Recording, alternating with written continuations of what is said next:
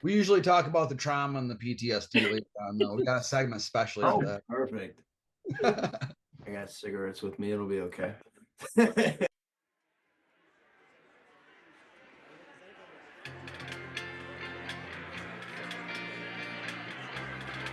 Hey man, let me get another one. Really knocking him back tonight, T. Everything okay?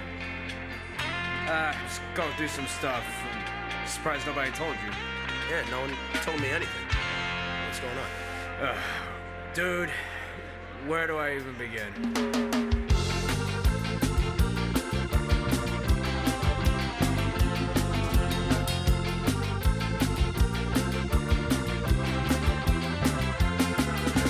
Fell in love with the Chelsea girl.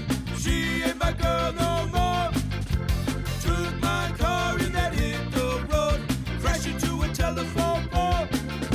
And if that wasn't bad enough, she slept with Nazi Joe.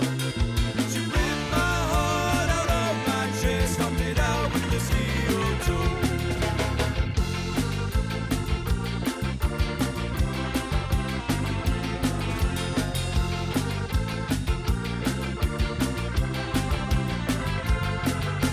Fell in love with the Chelsea girl. She ain't my girl no more. She took my car and then hit the road. Crashed into a telephone pole. And if that wasn't bad enough, she slept with Nazi Joe. She ripped my heart out of my chest, stomped it out with a steel toe.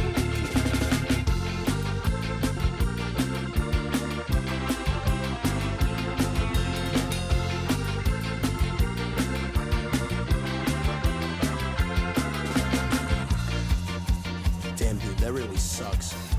Yeah, man. If I ever see that scumbag again, I'm gonna show him what my food tastes like. You mean that guy? You gotta be kidding me. Hold my beer real quick. Hey, Joe, I got something for you. Yeah, how's my food taste, you piece of shit? Fell in love with the Chelsea girl. She ain't my girl no more. Took my car and then hit the road. Crashed into a telephone pole. And if that wasn't bad enough, she slept with Nazi Joe. She ripped my heart out of my chest, stomped it out with a steel toe. La la la, la la la, la la la la la. La la la, la la la, la la la la la. La la la, la la la, la la la la la. La la la, la la la, la la la la la. Where are you all joining from? We're all in Long Island. And so you all live close together. Yeah, we're all within 15 to 20-minute drive from each other. Are you utilizing a practice night to do this, or are you having an extra night together? Extra night. Extra night. Awesome. We got the weekend with each other. Woo. Oh, yeah, Neat. Yeah, we're gonna talk about that, I think. All right, I guess we'll get started here. I'm gonna introduce our team. You're listening to Ska Talk with SKAgazine. I am here with my co-host Ryan. What's up, everybody? My name is Jess. Please, you are either listening to us on Spotify or YouTube, so go ahead and subscribe or follow so that you don't miss out on future episodes, because we really do try to bring you some bands that you may not have heard of otherwise, and we want people to hear and start listening to them. So subscribe, follow, and listen to all the episodes. Tonight we are here with special guests from Long Island, New York, and we're going to have a full band. Right now we have 3 of them. The band is Skappository. Welcome. Thank you. Welcome. Thank you. Do each of you want to introduce yourself and let us know what your role in is the band, and give us a little like game show introduction of yourself? Pass that talking stick. Oh, okay. Hi, I'm Mike. I play the bass guitar in Skappository. I'm from Long Island. I'm from here. I don't know what else. Thank you for having us on your podcast. Yeah. I realized that because we're in this band, I'm allowed to wear these hats without like too much ridicule beyond just being in the band. So I bought 3 of them. I have an abnormally large head, so I kind of guessed the size. So this one needed. I mean, it had full blown measurement section on the website, but this one needed a little stretching on the way over here, extra stretching. Anyway, here's Cody. Yeah, I'm Cody. I play the flugelhorn. No, I don't. I play drums, and yeah, really stoked for the podcast. Oh, that was the abbreviated version. He did the full bio. I'm Christian. I play lead guitar, do some backup vocals, and yeah, thank you for having us tonight. And No we're just problem. waiting. We're waiting for our other 2 guys, Jess and Tony. Jess is our guitar player, and Tony's our singer and rhythm guitar. Oh yeah, I love that you have a guitar in your band, a guitar player in your band, I should say. No That's horns. great. No horns, ska. That's cool. Is that all you do with ska, or do you have to work for a living too? Oh, yeah. No, this pretty much just names all 5 of us and our families. I mean, our kids are not going to have to work. Let's put it that way. Yeah, exactly. How do you balance life, work, music, all that fun stuff with 5 people in the band? A lot easier than ska band with 8 people. Yeah. Yeah, that's true. When we- 5 is much more manageable. yeah. Yeah, if we sometimes miss one during a rehearsal, but other than that, it's been pretty good. I mean, some of us do have other bands where some dates kind of collide, but mostly it's been pretty good. How many of you are in other bands? I'm in one other band. 80% of the band is another band. I know, Christian, you're in Take Warning, correct? Yeah. Yeah, I like them. What other bands are you guys in? I'm in a metal band called Valafor. Oh, Kind sweet. of prog, hardcore, like different elements of different metal genres. Then Tony's in an oi punk band called The Stress, and they're pretty good. Then Jess is in like 50 different projects. He's playing with the Scofflaws currently. Oh, really? Nice. He's in the Scofflaws, yeah. What else? Good to see He them always has somewhere something soon. going on. Like he plays in like a St. Patrick's Day Irish band. He plays in like this hard rock. What's Dead Superstars? like Yeah. hard rock funk. And Kinda- like a polka oompa band. Does he? Yeah. Oh, I He didn't know plays that. accordion So there's another one. and top shot of it. He's like a multi instrumentalist and like really talented. So he's able to like kind of do whatever. He's our best percussionist. Yeah. Oh, ouch! Shots fired. I'm just kidding. It seems like every ska band has that one member that's just involved in like everything else that's going around. Yeah. He could be the whole band. Wow. So who'll be playing This Is Somebody Not give Accordion me- Fest this year? I'm sorry. Who'll be playing This Is Not Accordion Fest with the Scofflaws? He probably is. He Yeah. probably is. Yeah, are you guys heading out there to see them or no? I can't that weekend, but yeah, we've been submitting ourselves for that, but no luck. But one day, One day. Say it louder so they can all hear you. One day I want to play. One day. I know Jeremy watches or listens to our podcast. I knew Jeremy from back in the day. He doesn't listen. I'm bullshit. Oh, We are friends, but he does not listen, I'm sure. I'll put in a good word for you. So I'm kind of curious, what was it that got all you guys into music? Like, was it band, or did you have some specific influences that really push you into that route, or? To music in general, I started in. We got another member coming right here. Here's Jess. Speak of the devil, with this jar of what looks like Go ahead, yes. gray stuff. Yeah, it looks like. Is it like oats? Fermented ice cream. Sure. Come in here. There's an empty one of these You want one of these? Why don't you in the van. Come in here. show everybody your Jaro Jess?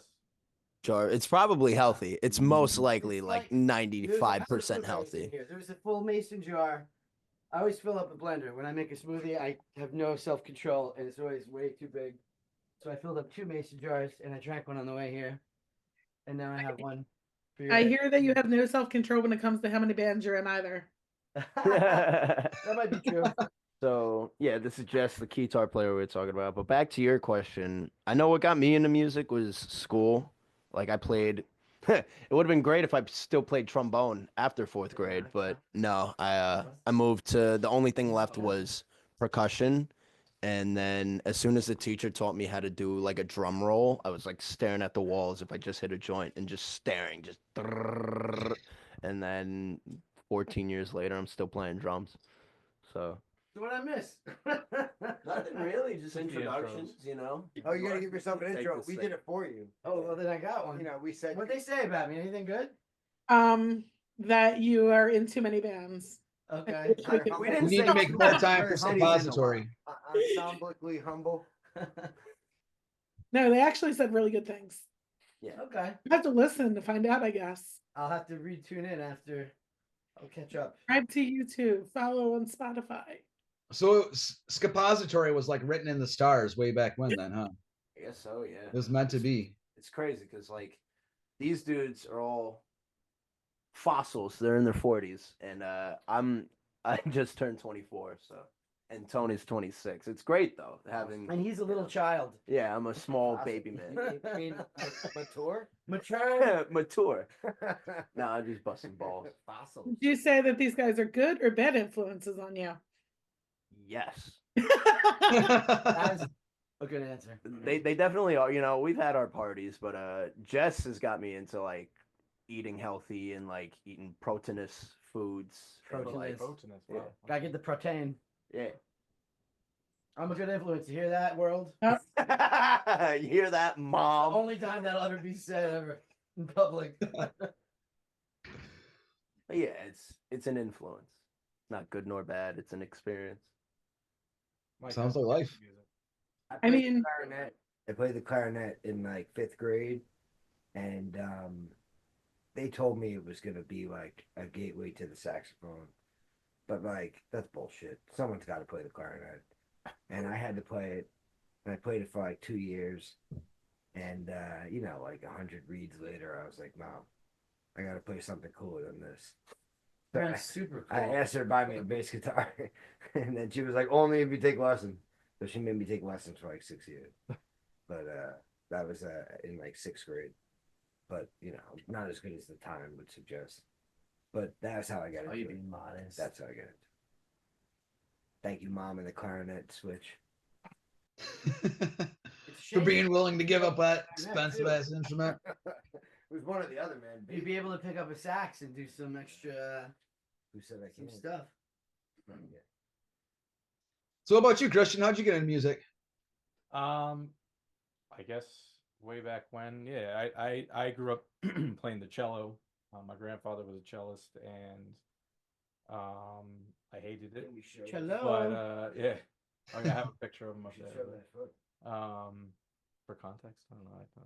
People don't care. I mean, look at his But yeah, no. Then when I was like 14 or 15, I started playing guitar, and was like into metal and punk and ska and Hatebreed.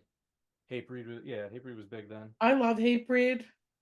I'm Only with their you. first album. I didn't really get into Oh, them. really? I like the first few, Okay. maybe the first 3. yeah.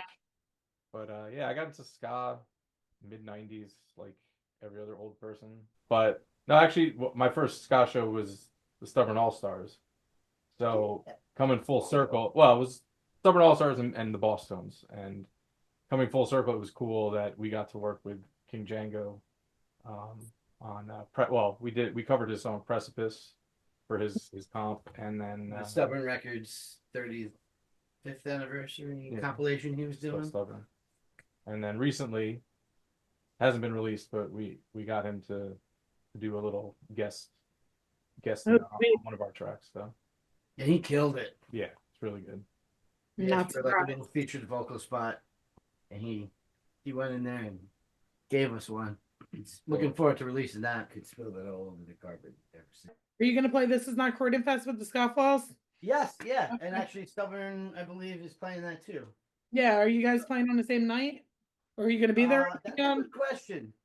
I don't know. I know I've like went to the website a few times and scrolled through like Oh, they got a brand new website today with the actual set times. I'll tell you in a minute.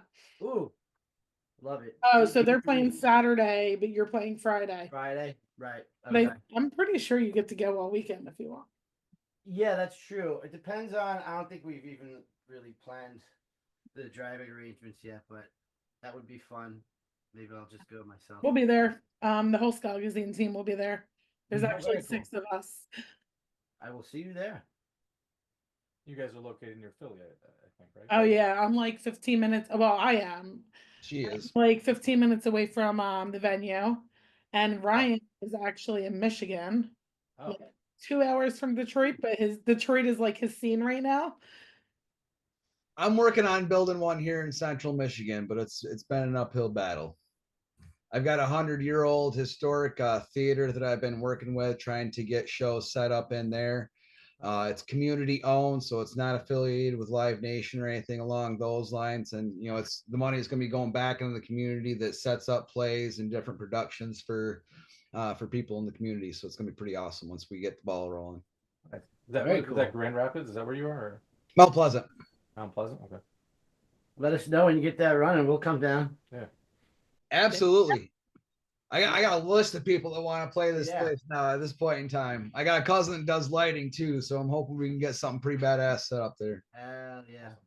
I love venues like that. What's that place? Marigold Theater in Oh, Massachusetts. yeah. It's like this old theater. I believe where on the streets are saying it was like an adult theater too, but like they like totally like gutted it. It's got like balcony. And it's just like It's a cool it's venue. a cool little building. Yeah.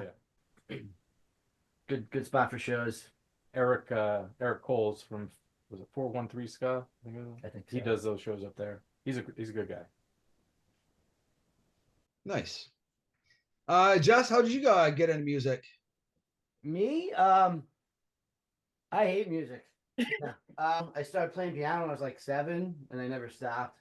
Picked up another one. Yeah, started playing piano, liked it. My family's like all musicians and artists, so it was fun. And then fast forward a little bit, late middle school, early high school, started playing with my friends in garages and formed this ska punk. It's very eclectic, all over the place, kind of like Mr. Bungle like band where we just didn't know where we wanted to go musically, and that turned out lasted like 13 years. We had a nice long run, and then I started playing with Django and just other bands. I played with jam bands, and I guess a little bit of a musical hoe, because like these guys said, but playing throughout the Do you years, play the musical back. guitar in all of the bands, or do you play other things as well? No, guitar's more exclusive than Skappository was the first time I was like, you know what? I don't like lugging big keyboards to every gig all the time. Let me show up with this. See what happens. And then it stuck. It's a staple. Yeah. People see a guitar when you're like loading into a gig and they do a double take and like, what? And you're like, yeah, that's right. So it's so much fun. I actually do play it in another band. I play it in a hard rock band, but for the most part, I used to and still do with other bands. I'll bring like a 2 keyboard setup, or sometimes a 1. Do the traditional keyboard thing, But yeah, guitar is fun with these guys because we get to like it's a little more angsty, a little more upbeat. So it kind of fits the stage vibe anyway. Kind of dance around or do whatever really, but it would be a little odd if I was just kind of in the corner doing this while we were like rocking out, So I think it works. I think so. It definitely sounds great. I can tell you People that. like it. Yeah. What can you guys tell us about some of your early influences and who you found, where you found your sound at? I started listening to ska when our singer Tony said, "I want to start a ska punk band." He didn't start listening to ska at that point. It I took did, another no. year or 2. I don't generally listen to ska unless I'm at a show. Like, I love watching ska bands and like dancing to them. If I'm in my car, I'm listening to King Almost Gizzard and the, and the Lizard Lizard Wizard. Wizard. And only Absolutely. them. And metal and like different metal bands. My favorite metal band's Gojira. I listen. I was big into Slipknot. Slipknot's a fucking corporation now, so I don't even deal with that. But I like, prog metal, like heavy stuff, and I like jam bands like King Gizzard and the Lizard Wizard. I have a tattoo on my arm for that band. But I never knew that was the graphic of theirs. I yeah. thought that was a Jawa for Star Wars. Really? You guys didn't know this was a King Gizzard tattoo? Show them. It looks like a Jawa. Jawa with a mandolin or something. Yeah. Nice. It's a little dude with the guitar he's holding is the flying microtonal banana. It's a custom made yellow guitar with a microtonal fretboard, neck, whatever you call it. I don't play strings, but they play this one album they did in microtones, and me and our singer, it was my first time doing acid. We went all the way out to the end of the island, and the title track to this album came on, and I hadn't heard music that way before ever, and now it's on my arm, and now they're my favorite band. It changed me. I as corny as it is, it fucking did. It changed me, man. Who's next? What was the question? Some of your influences, early Like- influences. Like influences. I mean, when I was growing up in Long Island, I mean, Jess's band was one of our influences in a way. He was in Harold's Trousers. They were some busy boys, bands like, I'm gonna say it. Yeah, we're playing. Yeah, I mean, we're playing with the Toasters, which were a major influence on me growing up. I'm gonna say it. I am the only one in the band who saw the original Sublime. Original. Jealous. I'll say a few others, but I did see the specials before COVID. That was another crowning achievement. I've seen the Boston several times. In Boston once. Those are definitely big influences on me. But a lot of the Moon Ska bands, I mean, I like the Scofflaws, obviously, but I liked Edna's Goldfish. I liked Skinnerbox. Big shout out to King Django again.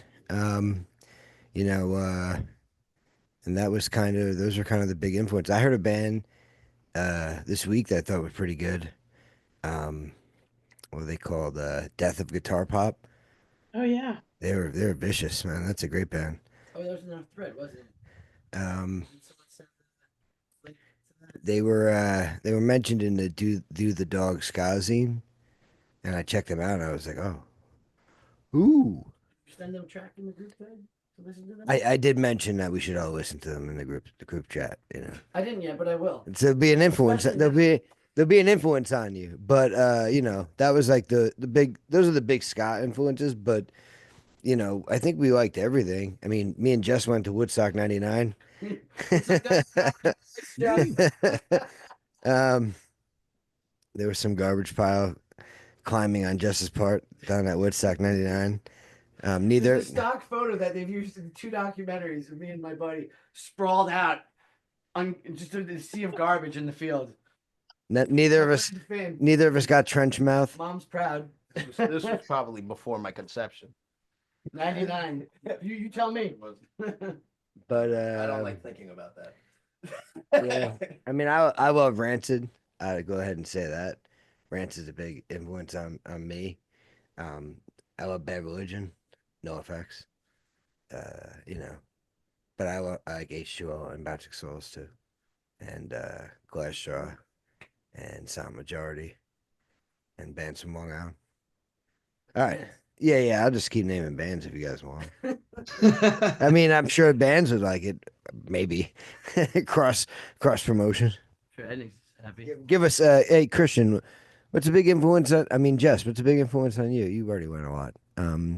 Give us your influence. I'm gonna play a tape. So I guess we'll keep it more to like the ska punk realm, since that's more about, I guess, the vibe here in today's show, right? Listen to a lot of stuff that, some of these guys may or may not like. I like jazz fusion stuff like Badesky, Martin, Wood and stuff. But in the ska realm, I'm gonna go for like deeper cuts and not the obvious stuff. Oh, General Echo. If you know who that is, check him out. Old school Jamaican reggae cat, just sings dirty, dirty, dirty lyrics. It's really funny, very comedic. It's like dubby, like trash dubby. It's like lo-fi dubby, but it's funny. But no, I wouldn't call him an influence though. More of a funny, long road trip. Like, hey guys, have you heard this? Listen to this, and you laugh for like an hour. Like some more deep cuts. Like Sublime is one of my all-time favorite bands, so I'll go that route. Obviously, like No Effects, stuff like that. But MU330 was a band like back in the Harold's Trousers days. That band I told you about. We'd listen to like everything because there was like 12 of us. We were like a 12-piece band, so everyone was just mixing their influences, and we're all like falling in love with the genre and like exploring each other's taste in music. That was a joke. Thank you for finishing that sentence. Yeah. So yeah, MU330 was an Asian man band. They're super awesome. Johnny Sacco. Let me see who's some more. This band called Perfect Thyroid. I'm picking bands that I guarantee you may have heard of, but you might not have. Yeah, Perfect Thyroid was an upstate Kingston band. They were like a very funk-infused third-wave ska band. And then, yeah, when Moonscott blew up, it was just like, kind of blew all our minds. We were little punk rockers, and then suddenly we're listening to Scofflaws and Ednas and, all those awesome bands. Toasters, especially the Toasters era with Cooley, that like blew my mind. Pilfers were so dope because they just brought that like raga core, as Cooley calls it. Cooley was one of the Toasters. 56. Cooley was in the Toasters, yeah. He came and he went, and then More you know. yeah. Dude, the best part of Cooley, he was the toaster of the toasted. Yeah, right. It's more than a clever name. Yeah, I'm gonna pass it on to Christian now because I'll keep rambling too. Christian, give us your. Should I just make a quick elevator pitch? Influences, like I said before, the Boss Tones. I was really into them. Crash Test Dummies from Canada.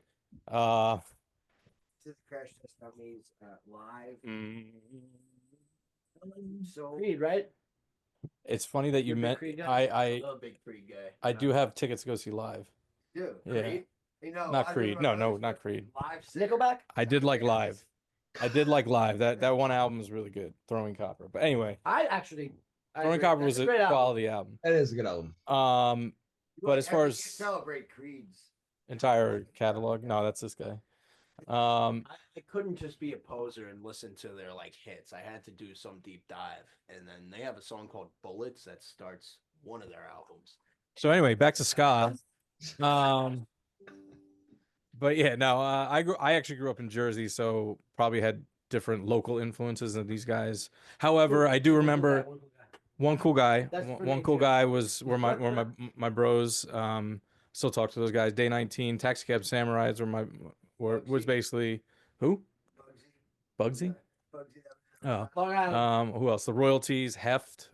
Those were like a lot of the bands back then. And it's funny because like the only inkling that I had of Long Island ska was this band called Skaziltov, which was like, I guess they were all Jewish, but like we always like they were like the thing. And I actually saw them with I saw the Toasters at a zoo. That was a weird show, but it was the Toasters, the Skunks, Skaziltov, and a few other bands. But It was like 90s? it was like late 90s, and they I'm so were mad at myself for that. yeah. You went to like the Limelight and then went to.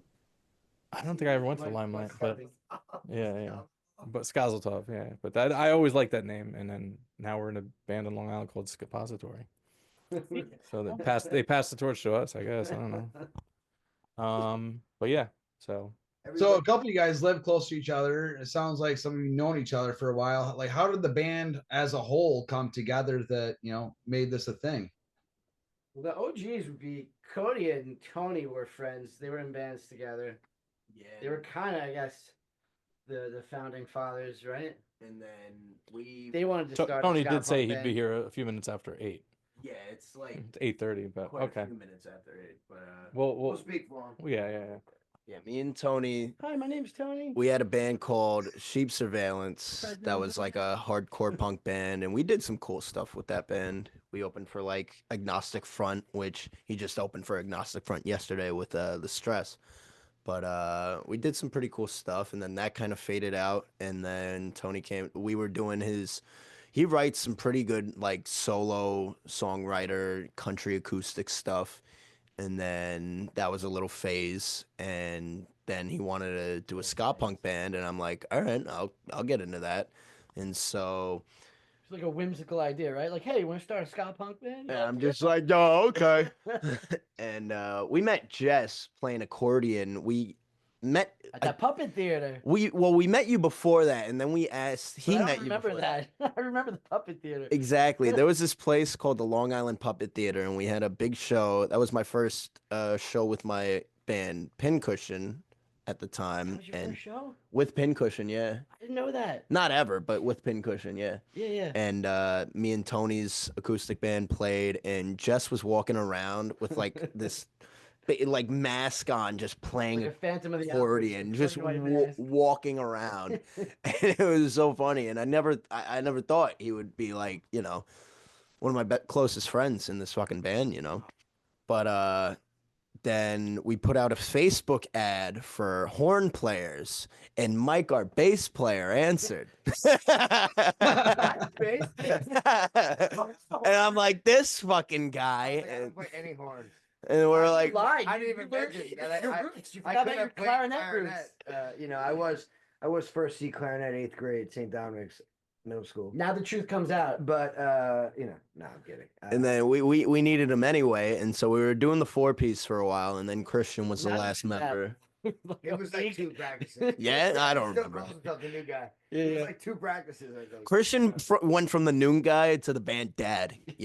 We're at his apartment with his 3 monitors set up, with the laptop being the 3rd one. All this stuff. He's put together a lot for the band. And look who decided to fucking show up. Now it's a party. Wow. This blister of the world is Tony. As far as how the band started, I don't know if these guys said it already, but the first technical iteration of this band was just me and him. I just had a bunch of like ska punk songs that I was writing, and I've been playing with this dude for years. He was in my first punk rock band ever, Sheep Surveillance, and yeah. First time story or the first? It was both. Look, I'm getting 2 birds stoned at once, and so yeah, that was the early iteration of Skappository. And then yeah, like I said, these guys answered a horn ad, met this dude. So the ska band with no horns got its strings from a horn ad. Yes, exactly, exactly.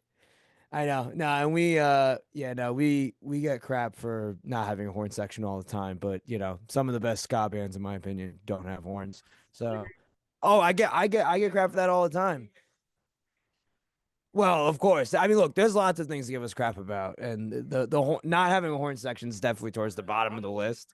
But I agree. Top of that list. I hope you were serious. We were like compiling a bunch of like the negative comments we've gotten for our name, and we definitely have to put that in a music. video. I think You have them say it, right? I have screenshots of all. Anytime there's like a forum, I think it's funny. I actually slightly get off on like I'll screenshot all the ones where like Skappository is literally the worst name I've ever heard. Nice guys though, shit like that all the time. It's really funny. So I'm gonna just save them all, and I'm gonna make a little collage out of it. Maybe we'll make a flyer, or album cover, or something. I don't know. We'll make a spoof lyric video. Could be a liner note insert when we've had enough like crown jewel, like really like feisty comments, just ragging on our name. We'll remain nameless. We were called our name was a disrespect to the legacy of ska. Oh, yeah. That one, that's a good one. That's the best one yet. About the comment I made. Here you go. No, That was all. there was like a little beef in one of our comment sections. There was a little thing going on. I won't go too much into detail, but I was like, you know what? I'm gonna fuck with the guys. I made like a burner Instagram account and I started like ripping on the. Right. I was saying like this name has ruined ska for me. I'm gonna go home and burn all my records and consult a therapist. It was like completely outrageous. It took me a whole day to figure out that was like not just a troll, like a burner account. I'm like, this guy has like follows like 15 people. Yeah. Like this is job. So we got to ask, where did the name come from? So, we were in my garage. That was our first marijuana. Yeah, we were in my garage. Yeah, Beer involved? there's a little bit of beer, but we were in my garage. We were jamming, and I think the working name, which wasn't a working name, I didn't like it. It was Inflatable Tube Men. Yeah, that was the placeholder.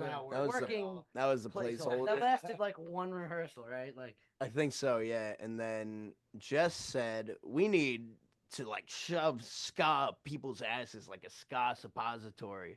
And then I said Skappository, and that kind of just stuck.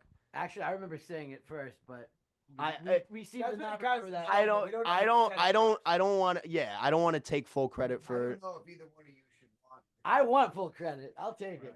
I know my heart of hearts. Then the room goes silent. My heart of hearts. You said it. In your heart of hearts. But I'm not a talker. I'll just be quiet over here. I heard you're not a horn player either. I mean, if I was a horn player, I wouldn't shut up, you know. If I play the bass, I'm in the background. He's a southern horn player sometimes. of the nether region horn. I can play. I play kazoo sometimes. Tuba. I'll play our songs with a kazoo in my mouth sometimes, and I'm like, at points I'm like, oh, that would be nice with a horn. But then I'm like, I think about dealing with another human being. So yeah, we're not against horns. I think we don't need another mouth to feed. Like we have albums and tracks where we'll feature. That's kind of the fun part, that we could like reach out to friends, bands, and be like, hey, sax guy, trumpet guy, whoever. We had Chris Malone from the Pandemics is on 54, 46 our cover, and then we got some of the guys from help me out here. High School Football Heroes on a track that's barely even released, but it is out there. It's a They Might Be Giants cover.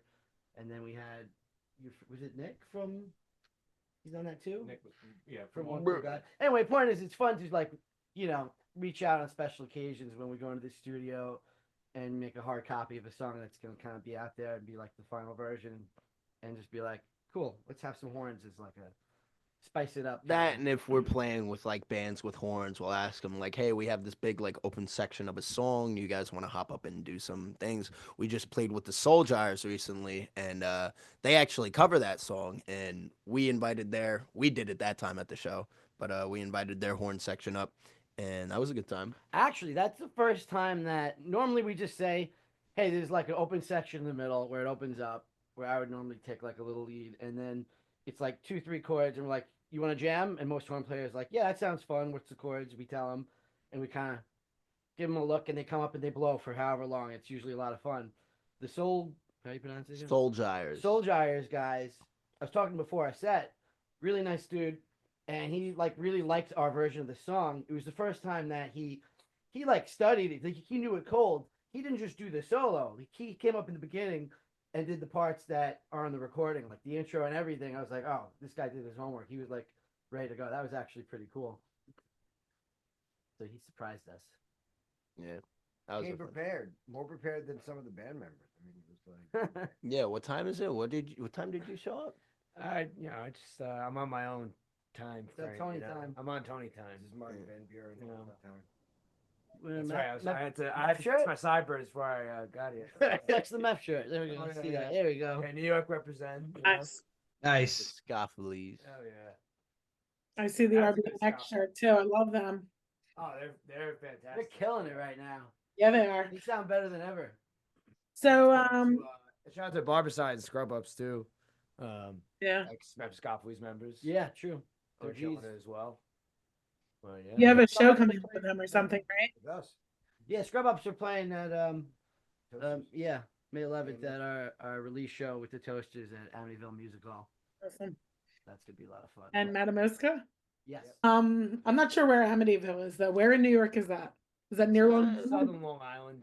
Okay. Yeah. In the It's Nassau like on, area, near the border border. of Nassau, Suffolk, more or less, South Shore, yeah. It's like right by the armpit The armpit, yeah, yeah. of Long Island.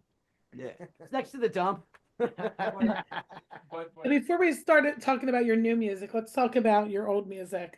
It's not really that old, but you released your first EP, Up Yours, in 2019. 2021. 2021. Yeah. I was 2021. gonna blindly say correct to whatever. No, I know it's 2021. I was gonna just say, like, wow, it was that long ago. But then I my realized. guess was that you got together as a band in like 2019 or something, but I could be off. Like, when did you get together as a band? You told us the story, but how long ago was it? Yeah, right. It was like the like midst of the pandemic, kind It of. was Yeah, after lockdown. pretty much. Yeah, yeah, yeah. It's like no one else wanted to be in a band except these guys. So how did that both hinder and help you in getting this album released? Your first EP. Honestly, the pandemic is probably a good time for us to start because where most bands were like slowing down, pulling the brakes, maybe not even rehearsing. We were like all antsy and bored. We're like, let's just form a band. Like, this is fun. And then we just kind of hit the streets running hard. Like, the second any business or bar. Yeah. I liked you holding it. Except the room. As soon as like a bar went to like test the waters, so to speak, and be like, we're gonna do an open mic, or maybe we'll throw a show together, let's see if people come, see how the world reacts. We were like the guinea pigs. We were just eager to get out and play. We're like, we'll do it, and we did that as long as we could. And then by the time the world really was kind of cranking again, we had already like kind of people were like, oh, I know that name. They're the only people really kind of playing. So kind of, It worked in your a favor. bad situation. Kind of, we made the best of it. So. After that, you also released a split earlier this year with Scum Shots on, is it DCPC? Yeah. Yes. Like the X is not said. I always say DCXPC. They correct me that it's more of a visual thing. I But thought I it was see that. DCPC, but I'm like, maybe I'm like saying- Ron Burgundy with the cue card. Like, you put it there, I'm gonna say it. That was, I don't know if that was last year. We played a show up in Kingston, New York, Yeah, at Keegan's the O Positive Festival, and that's when Scott from DCPC approached us and was like, "You guys are great. I want to put you out." And we're like, "Oh, okay." And most people who say that like don't follow through, but he did, and he's a great guy. I think he's put out in the last year almost like 20 records, like vinyl records. But yeah, we put together like a live show with Scum Shots and Gone Stereo, and just got a bunch of people there, and made a live record, and I think it came out, we recorded it in, Look up the flyer.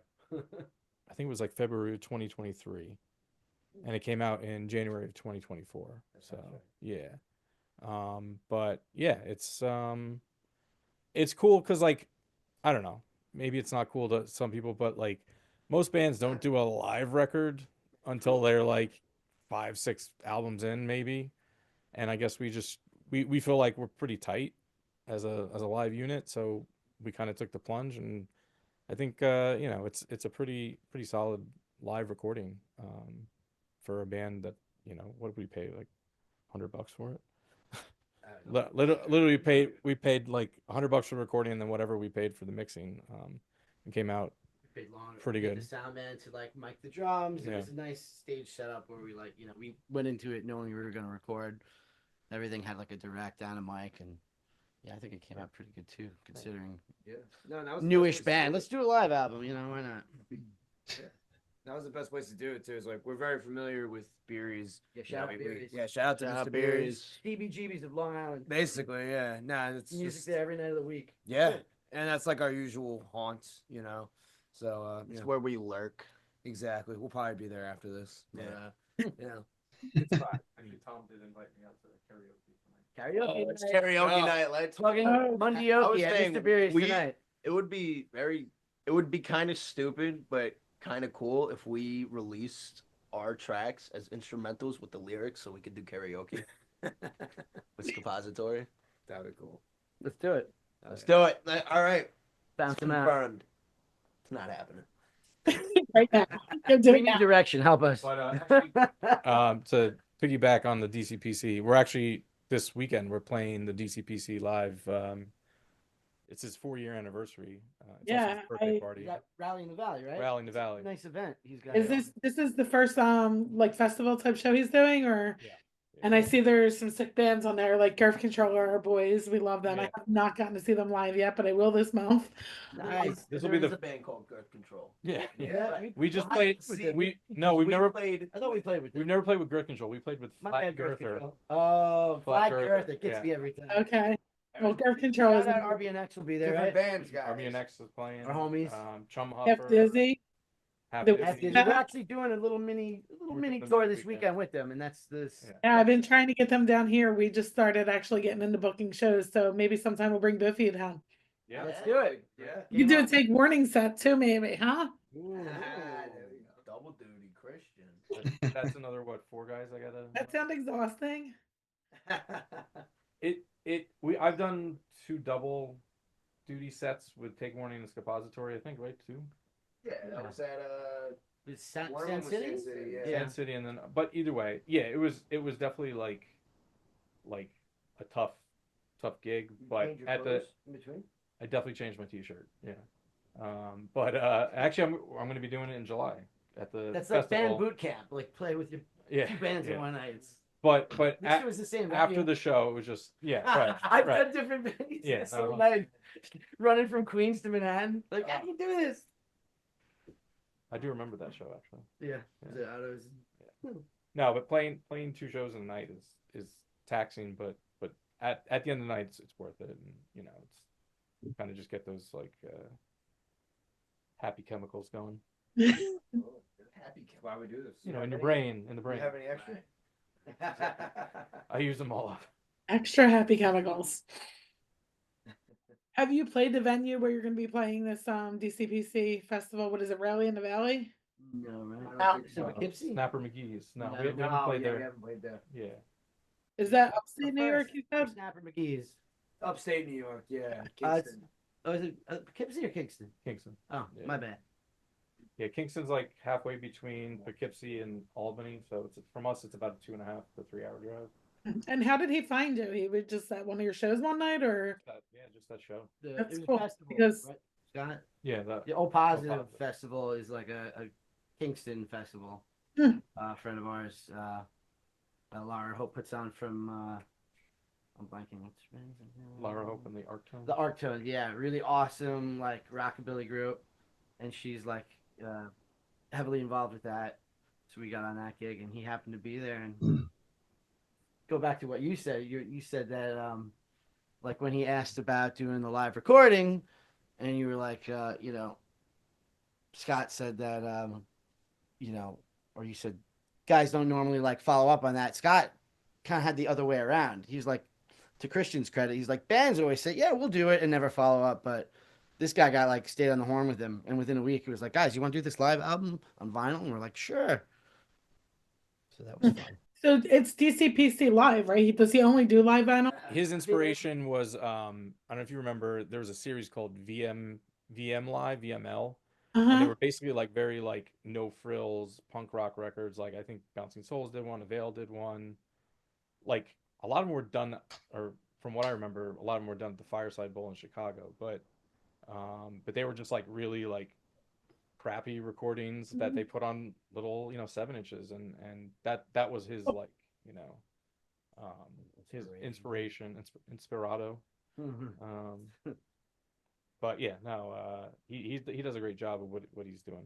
That's good. I was going to ask if that was what you were doing with your new music. Speaking of getting into music, we got a segment where we like to get into the lyrics of some of the songs and do a little bit deeper dive into the meaning of it. And your guys' latest single was Steel Toe Love. It seems like some of the lyrics might be a little oddly specific. Is there a story behind that song, or? I wish there was. Well, actually, I guess I don't wish there was actually, but no, I guess it's just a story I made up in my head. Just just about this guy, Nazi Joe. Um, I don't know. It's just a funny, goofy story I came up with. There's really no. I wish there was a deeper, real story behind that, but there isn't. You know. But isn't it like a metaphor Uh, for like anything that could go wrong in a relationship? Think about that You know, like one. Yeah. the worst things that could happen in a relationship. Right. Yeah. Good Exactly. metaphor. Right. Yeah. It's just like classic breakup song, but I kind of wanted to bring a little bit of that, yeah, rude boy skinhead flair to it, I guess, and make it funny. And yes, right, right. But yeah, no, it's just a fun, silly song, and yeah, there's really, yeah, no like soccer related stuff to it. Just a fun, silly breakup song, and Nazi Joe wasn't inspired by anybody in the past or anything no, along those I lines. mean, Somebody from a show. I've met a few sketchy people here and there that, I wish I probably, could have had my way with, but we'll let the past be the past. And we'll see what right. Oh yeah, right. Yeah, it might. I don't want to interrupt your segment, Ryan, but I don't think we got to hear your influences. We talked about the skinhead feel, so I was just wondering, like, what kind of bands were your influences growing up? The whole right. I mean, I do love Oasis. I mean, yeah, it depends what kind of music we're talking about. Like, I guess yeah, the person who got me into music, like all kind of music, just playing music in general, was Bruce Springsteen. And Billy Joel's great too. I mean, Long Island represent, but Song called Piano Man. That guy with the harmonica doesn't shut the fuck up. but yeah, no, I mean, as far as like ska and I guess yeah, some skinhead influence. Obviously the Specials, the Selector, Op Ivy, Memphis Gospels too. And then as far as I guess more like straight up punk rock stuff, like yeah, Bad Manners, of course, yeah. The only two-tone band I've seen, actually, and English Beat too, English Beat. Um, and then I guess as far as more like just straight up punk rock stuff, like Black Flag's probably my favorite punk band of all time. Love Black Flag. I like the Bruisers, Business, Cockney Rejects. I mean, I don't know. I can go on and on. Yeah. Yeah, it really depends what kind of music we're talking. Like he said, yeah, I like Oasis too. Oasis is great. I like a lot of newer bands. Like Bad Operation's great. I think Bad Operation I really like actually because I feel like they're one of the few like newer bands that are really still holding that like two-tone sort of vibe, or as they call it, new tone, which I really like. I don't know. Yeah, I'm trying to think of other inspirations. That might be it though, as far as what I could think of off the top of my head. Well, all you guys are inspirations to me. It's one of my music inspirations for like, versatility that he's not just the music he's played, but the music he showed me. Tony's put me on to like I used to hate country, and then he showed me like well not country-ish, but he showed me like Nick Drake, Tyler Childers, not Toby Keith, Garth Brooks, Blaze Foley, and stuff like that. Like this guy's put me on to a lot of different music. That's all I really got to say about that. All right, so back to influences. How about the influence for Are You Rude Too? Again, just like another, just kind of corny love song. It's just about meeting somebody that you're trying to, build a connection with, but you feel like there's for some reason just some sort of disconnect. You just can't get through to them for some reason, and like especially like when you meet them, you feel like you're on the same wavelength. Like I guess that's kind of what "Are You Rude To" means, where like you just meet somebody and you're like, yeah, I feel like this person thinks similarly or views the world the same way. I guess. I feel like you picked two of the more storytelling songs too. Those two. Yeah. Your lyrics tend to either be political or. Right. Yeah. You said it perfectly. Like, yeah, those are just more like the storytelling songs, where there's not really any particular thing that happened that inspired that, that I can think of off the top of my head, but just like there could have been. I mean, that's kind of what Are You Rude To is about. about Right, right. It's not actually getting We're, credit. Right. we're all about the multi-dimensional theory. Who knows what happens? The You know, multiverse, yeah. Right. But, No, I mean, there's a good lesson and a good message that can be learned in those storytelling songs too. I mean, like, I don't know how many times I've had that disconnect because I wasn't being authentic, like who I am. Like you gotta put Exactly. on a face or act a certain part or something along those lines, and just Mhm. as a result, you're not hitting that same page and on the same note. Right. Exactly. Yeah. No. Like, and that's the thing. I've run into people who I can tell they're putting up a front, and then I've been guilty of it myself, where I'll catch myself like being somebody I'm not, like trying to impress somebody, and I'm like, what am I doing? Hindsight's 2020. So you look back and you're like,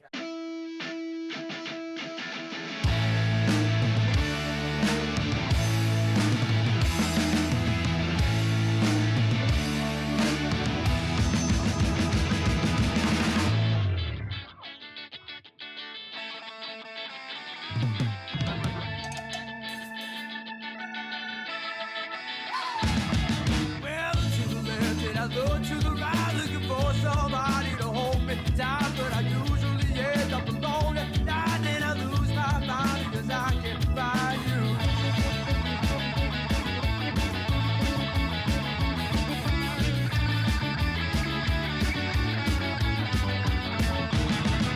The conscious companions that makes me sick, 'cause I know how you are when you're not like this. I remember my first thoughts when I met you. Are you like everyone else, or are you rude too?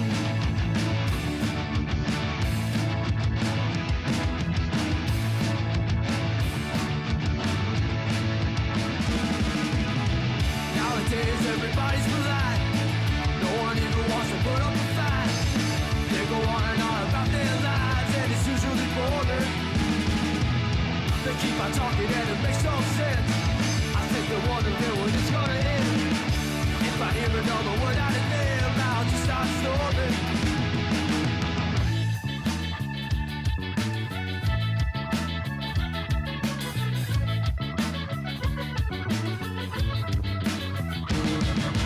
Sirens, man, it makes me scared. My heart is racing as I look in the rearview. Everything goes right fast as if I'm not there. There's someone talking to horn, and I scream, fuck you!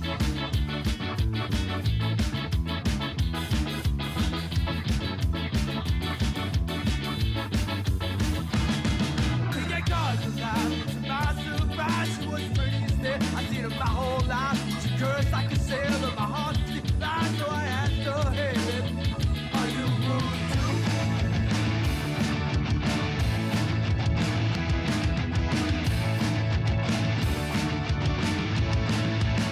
She flipped me off and then she drove away. Maybe I'll see her again someday. No one's ever made me feel this way, as long as I can remember. Too bad I never asked her for her name. As usual, I have myself to blame. My mind will water and my heart will ache if only I could tell her.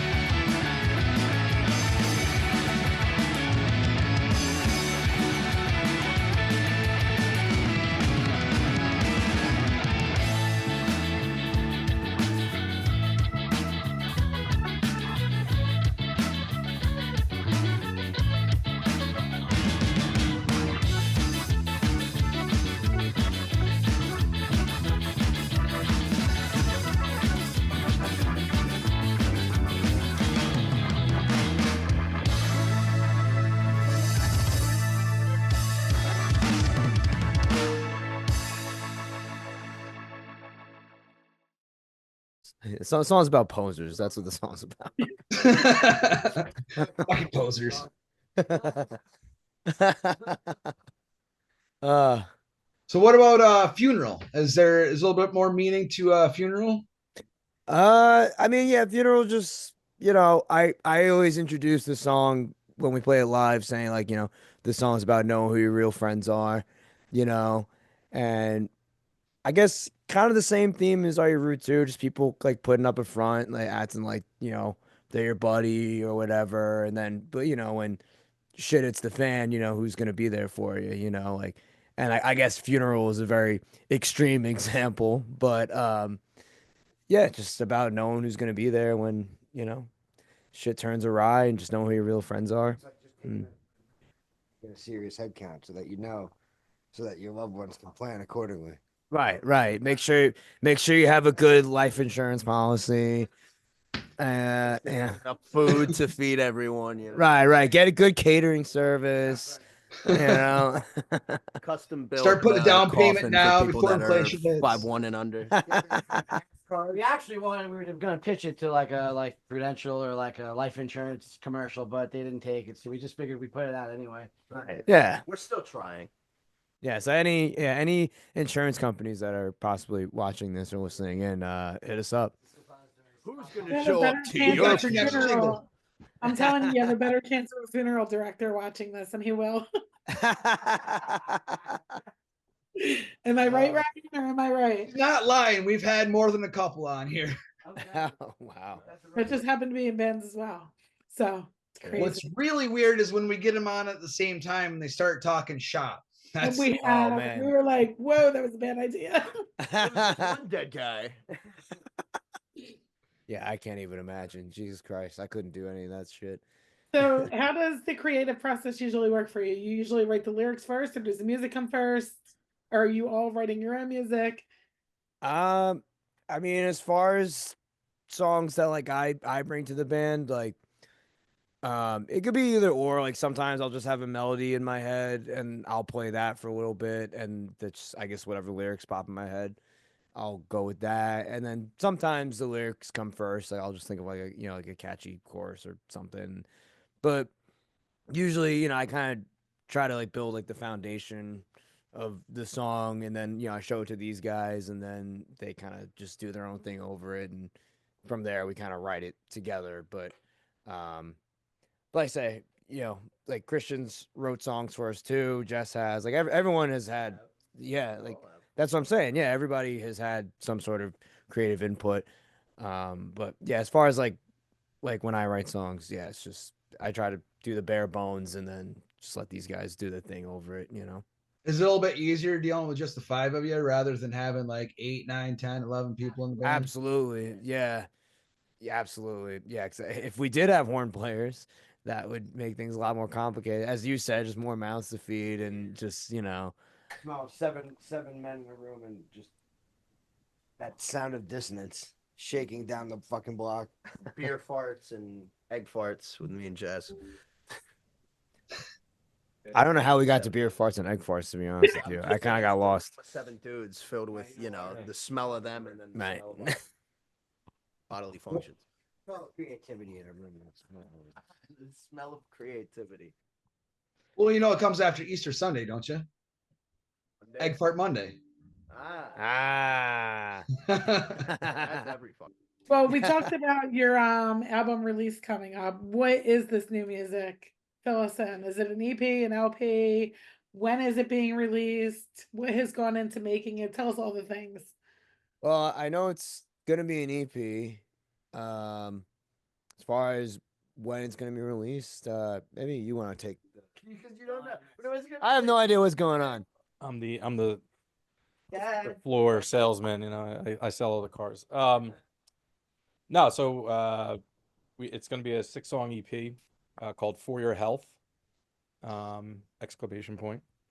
And we went in to record a bunch of songs at Westfall Studios here on Long Island about that was December, so about 4 or 5 months ago.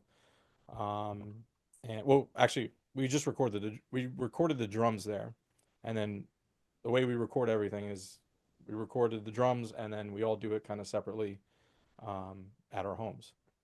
And then so anyway, that's how we did this record as well. Like I said, the 6 songs, it'll be out May 2nd digitally.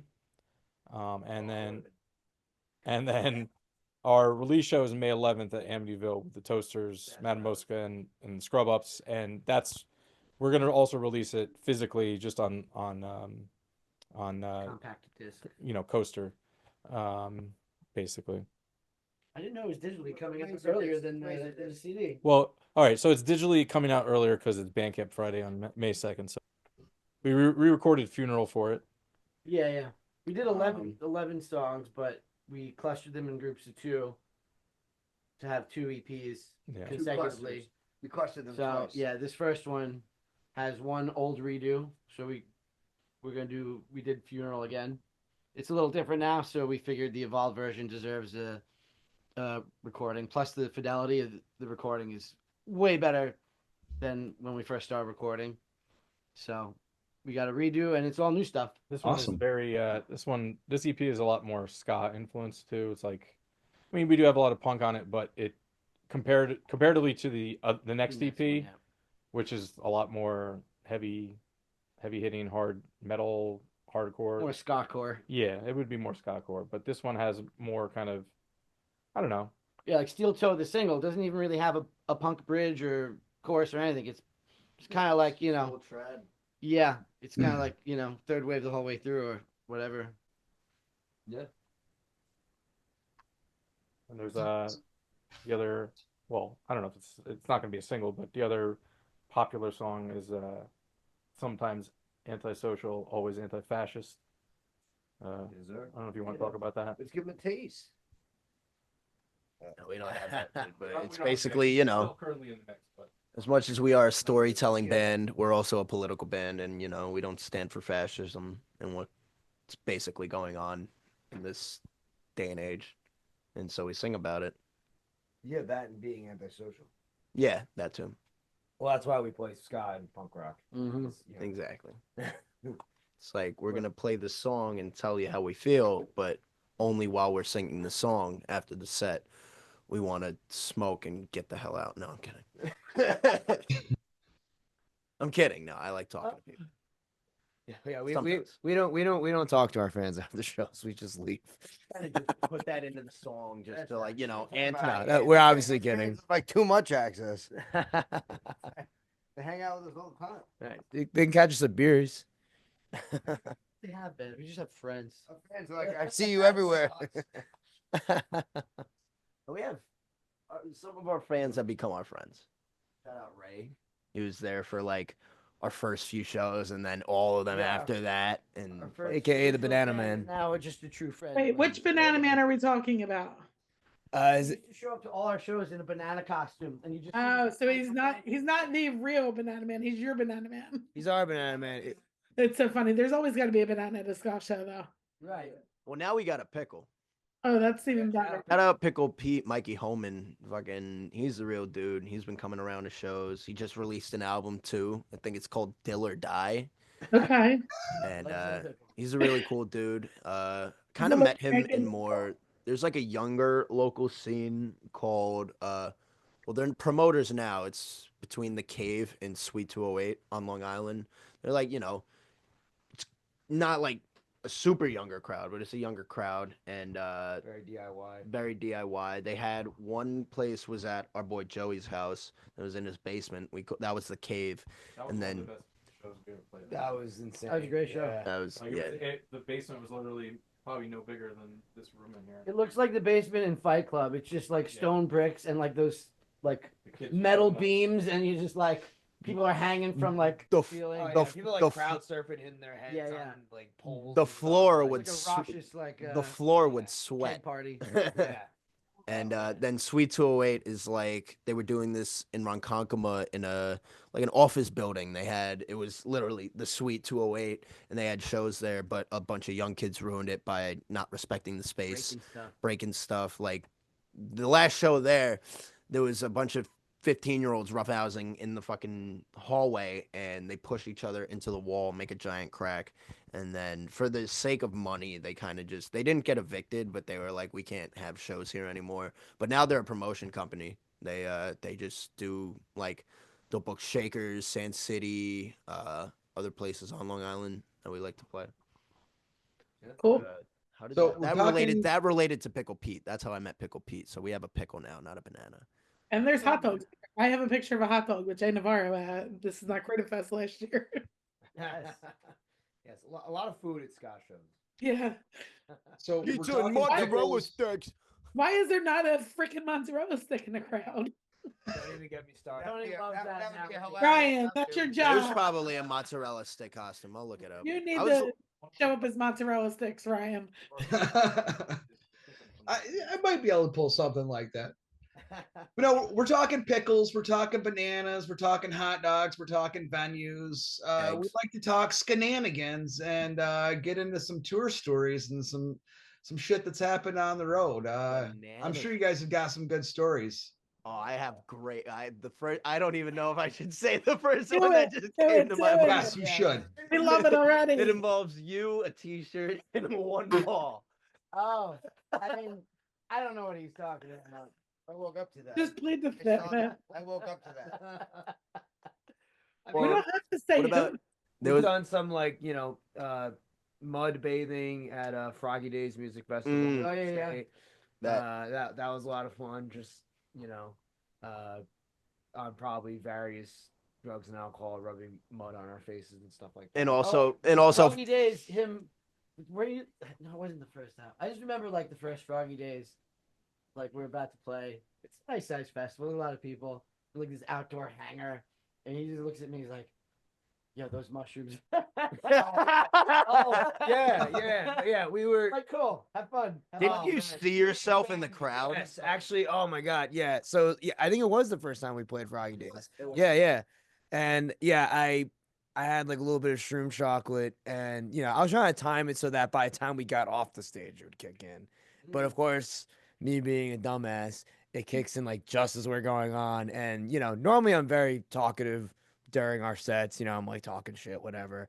And like I just remember looking at all these guys, like, especially Christian. I'm just like, dude, like you gotta take over on like talking. I don't even know what to say. And yeah, and then there was a dude in the crowd who looked like you took my head and put it on a way taller guy's body, and it was tripping me out. And I remember after the show, after we played, I was like going around looking for him, and like I don't think I ever found him.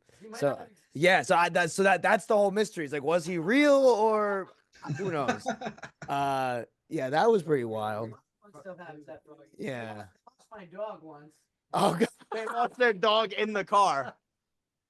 I had brought my dog, and then one of our guys that was there, I was like, "Yo, can you watch Cannoli for the set?" He's like, "Yeah, no problem." And we're done, and we're like trying to get my stuff off stage real quick and be professional.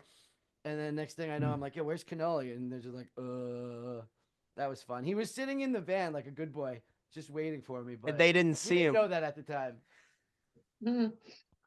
My cousin's gonna kill Or the me. time that I was, the time you guys were fucking with me in my tent, and I was just, Froggy. I was Yeah. tripping so hard, and I was like, all right, now I'm going to bed. And of course, We these would, like, fucking take his tent hooligans. and we would like run. I ran out in my underwear with a stick, like, you fuckers! Like, right- We pushed him to the breaking point because we go dip behind like another tent and just like peek behind, and we're like giggling. And one point we just hear zip, and he comes out like a fucking caveman in underwear. He's like, "Who is that?" And we're like dying. And we kept it alive for a good year. I think Yeah. the next Froggy Days, we finally told him. We actually perpetuated the lie the next morning by being like, "Yo, someone was like messing with us. Someone was knocking on my van and banging on our tents." He's like, "Me too." fucking assholes. I hate these guys. I'm out of times. here. He I'm going home. There was the weekend tour that Cody brought free socks on tour. Oh my Not pairs. Free socks. Three. Yeah, socks. one sock for each day on tour. That was right. And then and the classic, like, can we stop at a sock store? Sock store? Is Socks with Us still open? I don't know. Oh god. Yeah. And, or God forbid I use fucking 2 towels because my hair was long and I was drying my You hair. know, that was 5 dudes and like 2 towels. Yeah. Order the call. We use a lot of my home towels as Mike's a good Per- towel guy. protective coverings on amplifiers and other music gear. So Cody goes, we've got 3 towels in there and 5 guys, but we got extra towels in the van, right? I'm like, not really. Those towels in the van are like are protecting cabs and amps. As I'm finishing that sentence, he's already on his way back to the motel room to go use 2 out of the 3 towels. No, 2 out of 2. 2 out of 2. Oh, 2 out of 2. 2 for 2. 2 for 2. Is there any stories that you guys have done some dumb shit? No. I mean, we kind of named it all. We talked about the mud baths, the losing the dog. Look, man, I hit things with sticks, and that's it. That's what my brain has capacity for. All right. Respect. And 3 socks. Yeah. I'm gonna. We figured it out, Seth. We cracked the code. We cracked the formula. Maybe a pair per day. Maybe risky a couple extra. For this weekend and then our tour in July, I'm bringing all the socks I own. Go. So 5. No. I have 2 questions. One, what is this tour in July? Where are you going? Yeah, I don't know if we pushed it much yet. Oh, okay. That's going to be supporting the EP. The reason we're going on the tour, really, we got invited to play Ningwood Records Fest in St. Louis. Oh, okay. So we're gonna do that. So we're gonna do 5 dates out and back. Cool. I think we're hitting Chicago. Chicago, Pittsburgh, Dayton, Ohio, and what was the first one?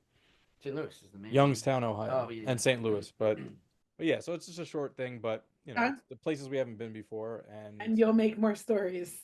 and we'll have a lot more stories. Hopefully we'll hear about them someday. You'll hear about like local ska punk band hanging from the arch in St. Louis, like throwing socks at each other or something stupid.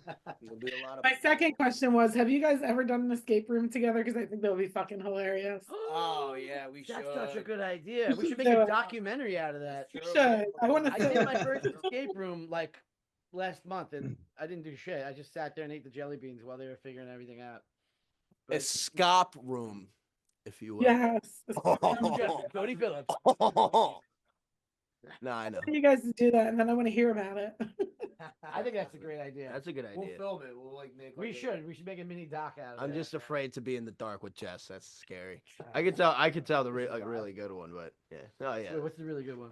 No, it's the one in upstate when we stayed at Phil's house from RBNX. Yeah. So, Oh, that's literally the thing. Yeah. The ball thing. Yeah, it's the ball I thing. don't care. You I'm can gonna tell. say who it was. One of you guys had their T-shirt fashioned into like a diaper. and one of them. Fashioned into what?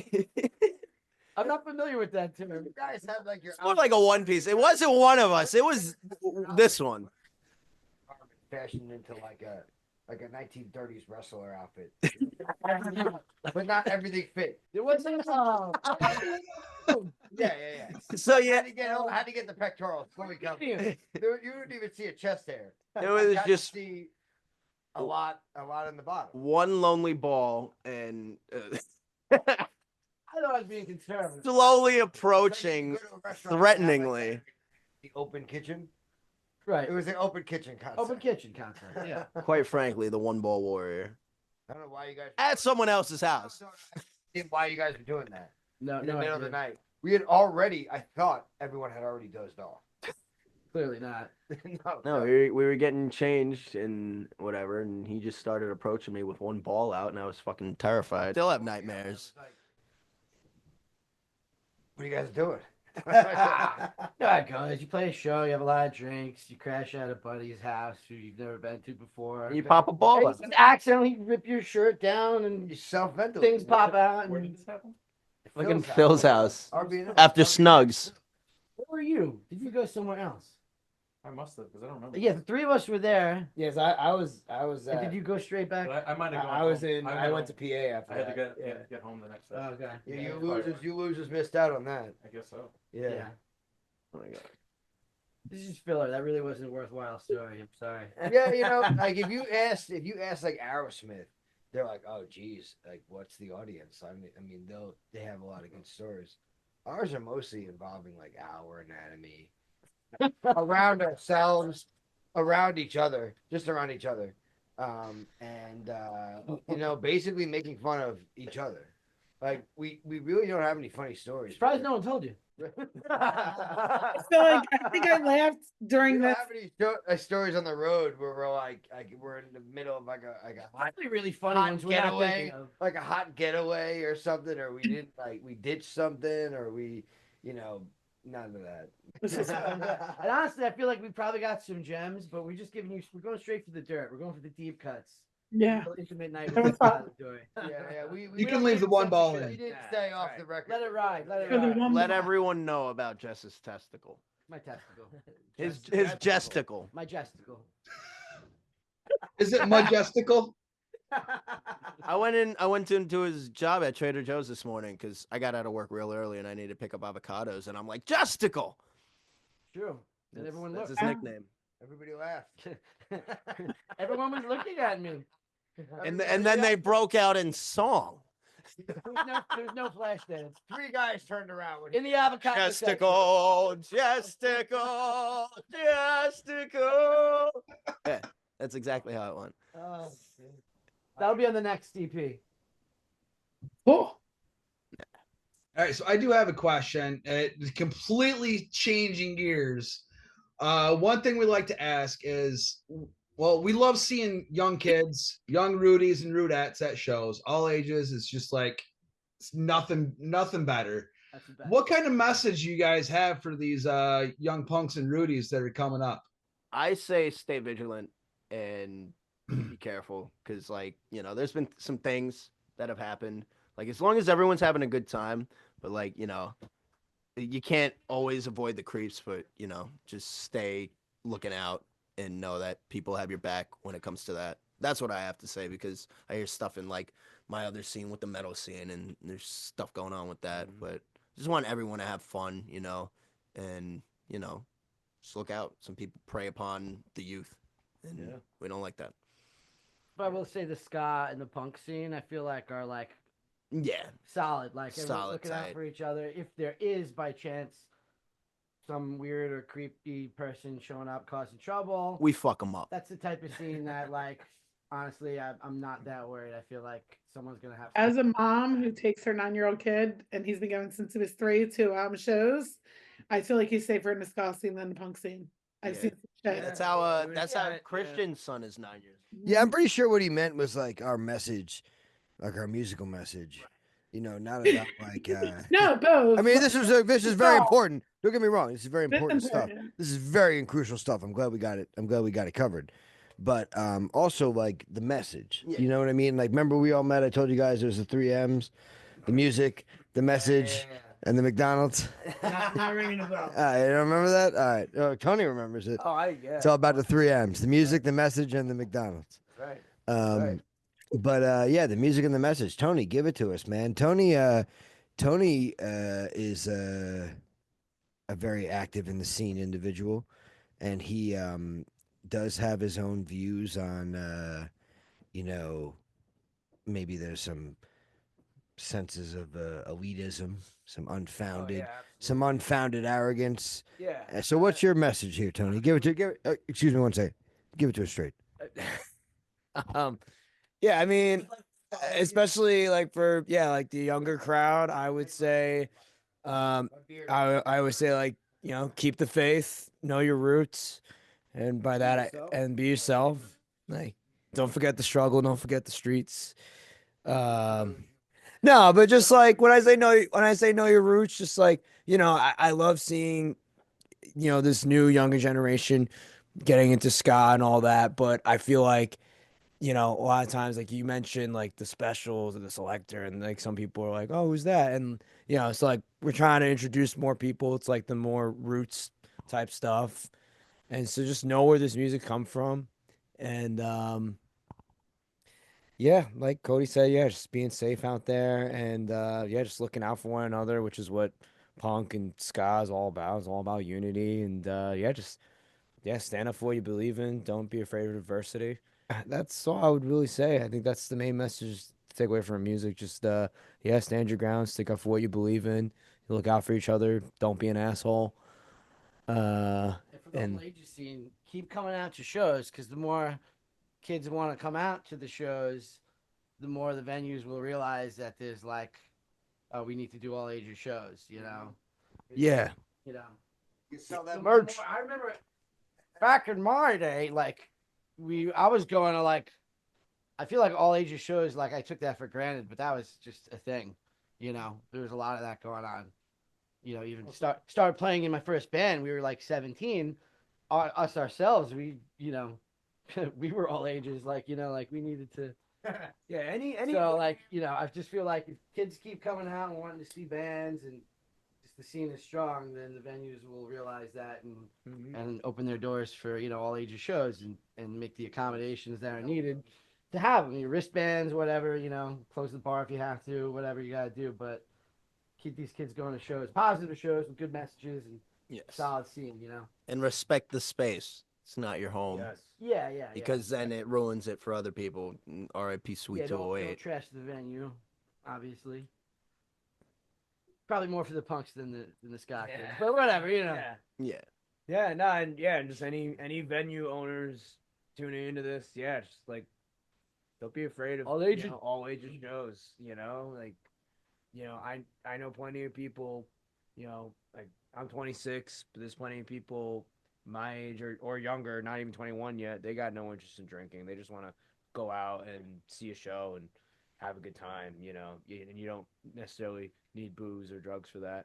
Like, I haven't had that in a year and a half. Yeah. So, yeah. More all ages shows. That's all I'm gonna say. I agree with that. You sell a lot of merch at those shows. Yeah. You were calling him a capitalist. Hey, when we play a show, You point one finger, three are pointing back at you. shows is like 39, and we only have so many, 3XL men's shirts. Got a point there. I can't buy all the small shirts. Like we need We have plenty of those. We have plenty of smalls. but An extra medium. an extra medium. That was a good message. Thank you. Thank you. Stumbled, but Long-winded. at its core. It's cool. There's 5 of you talking, so it works. Altogether, that was a good message. The last thing we'd like to do is play a little game that we call Scattergories because we like puns. It's not really a game, it's just rapid fire questions. We just like to call it that because why not? All right, my first question is dream collab. Who you making music with? Mr. Bungle. I stole his. No, yeah, Mr. Bungle was one of my favorite bands growing up, and not just because like they had a ska album, but like every album they only have 3 albums, but they changed completely every album. But and they're just like amazing musicians. So anyway, all right, Jess. So like basically, if I could just like jam or make music with any famous influential band I could think of. Alive or dead? Like, oh, Yes. Sky's the limit. wow. Can I give you like a top 26 maybe? Keep it reasonable, not Yeah, too real many. fast, real fast, go. Maybe if Sublime were alive, I would love to jam with them. Thank you. King Gizzard and the Lizard Wizard. That's why you have that tattoo. Yeah, I'll go with Bruce Springsteen. Fuck it. That's the I know. But that was the whole reason I'm doing music in the first place. So yeah, it'd be cool to sit in with him, in the E Street Band. Anyways. The only guys that I want to collab with are right here. Oh, gotta like make a heart. He's so noble. Oh, I was gonna do that guy. Oh shit. No, He passed the girlfriend it- test with his whole band with It 5 was dudes. it was good. We waited till the end for that one. Solid ending. All right, favorite song to play live? Favorite song to play live now? Right now, it's probably sometimes Antisocial, always Anti-Fascist. It's one of our newer ones that'll be on the new EP out May 2nd. May 2nd. Nice. I like the sounds of that one. Me too. Told you I'm the car salesman. Sounds like good time. I've been enjoying one of our newer ones that's also on the upcoming EP called Procrastinator. It's a fun little jam. It's kind of in the vein of Steel Toe, but it has a little more of a punky bridge. Cool. I'd say one of our new ones is I would go with Antisocial as well because I get to do blast beats in a ska song. But the other one is we're coming out with a song called You're Fake. And I orchestrated a little pause in that where we all pause, come back in, and it sounds great. That's my answer. Yeah, I love Antisocial too. That one's probably one of my favorites. And Steel to Love is that's a fun one to play live. It just gets everybody moving and yeah, it's a classic. Eye Against Eye. Ooh, Yeah. Specialized project. that's a fun one. We all, I think we all live. That's Actually- also the thrashiest song from like length, like amount of time, thrash wise. Like a lot of this going on, just like it's fun. There's like a little bit of ska in there, so it's fun for us. I like playing that song with these guys where each one of us engages our tuning pedal and then turns the not tuning pegs on our guitars till it's at the right tune. It's performance art. It's microtones. I like that. Obviously, I'm the only one who likes that song. But It's definitely not a shot at Tony, by the way. If it's inside joke. Tony doesn't even remember how to play it. I don't No. have tuning pedal. Wait, we're in a band? What's your second favorite song you like enjoy playing? I don't know. I kind of like this Toxic. That's probably my least favorite one to play, to be honest. But It's an older song that we never got around to recording, so we're like, all right, this guy's gonna probably stop letting us play it soon. Let's just get it on, get it recorded already. Rapid fire. So not coming soon to a city near you. Yeah. It squeaks into sets when we have long sets. We're gonna have to support it when we do the EP. Ooh. Give me one lesser known or underrated band that you're really digging these days. It doesn't have to be ska, it can be anybody. Somebody that you think the listeners should give a listen to. Oh, he wants to go first. Propaganda. Okay. Propaganda. Or lesser known? Yeah. I mean, I guess. In the ska world, maybe. I mean, they do have a guess they're song not that about lesser known. songs. Deeper cut than that. Oh, deeper than that? Oh, I don't have it. Propaganda. In the scene. Yeah, but they don't like them like I do. Okay. They don't like Everybody listen to Propaganda. They're They playing don't. they're playing that ska fest in Canada. What is that called? Victoria, that's it. They're headlining that. They're probably gonna Yeah, I wish I was there. Last. I'll name a couple. As far as the ska goes, right, all right. Well, yeah, as far as ska goes, some people will know this, but I feel like this band doesn't get talked about enough. I've been really digging the Skoidats lately. Skoidats are great. I feel like a lot of people don't talk about them a lot. I don't know know they're that. semi well I- known, but I know a lot of ska and I don't know them, so I'm gonna the check them out. Skoidats are great. Yeah, they're like perfect mix of like ska, punk, and oi, and all that cool shit that I like. So yeah, check them out, Skoidats. My answer is Jesse Wells. He's a solo artist. He does acoustic stuff. It's kind of country folky, but he sings about like, some silly stuff, but he also, almost like us. He sings about silly stuff, but he also sings about like real world happenings that are going on, Real world happening. Real world happening. So this applies to just us personally. It doesn't really necessarily needs to be in the ska or punk scene. No, it can be anybody. Okay. I'm gonna go with this band called the Wood Brothers. They're like bluesy, folky, gospely, soul, really just fucking tasty, good, just chill fucking music. That the bassist was from like a jazz fusion band I love, Medeski, Martin, and Wood, the Wood Brothers. They're fun. Check them out. I was like looking through my Spotify plays. I've been playing like the Bandulus a lot. So they're so good. They're amazing. Yeah. We played with them 2-3 months ago, and then we played with them twice now, and they're just the coolest people and just a really tight band, unlike anything you've ever heard. If you could play anywhere, any city, any venue, any festival, what would it be? Amsterdam. Let's go. Since we're in a ska band, I would say Supernova. Like we've put our hat in, but we know we got to pay our dues, and we'll get there one day. But yeah, Supernova Ska Festival. Ever since I was a little boy, I knew I wanted to be in the first band to play on the moon. I was Good gonna say answer. I was literally gonna say Jupiter. That's so unrealistic, dude. I fucking love it. It is a gas giant, isn't it? Glastonbury Festival. You know that thing in like the farm in England? Is that what it's called? Glastonbury? Glastonbury? Yeah. Every cool band plays that, and I want to go to it, but I don't even think I can afford to go to it. So realistically, I'd have to play it to go to it.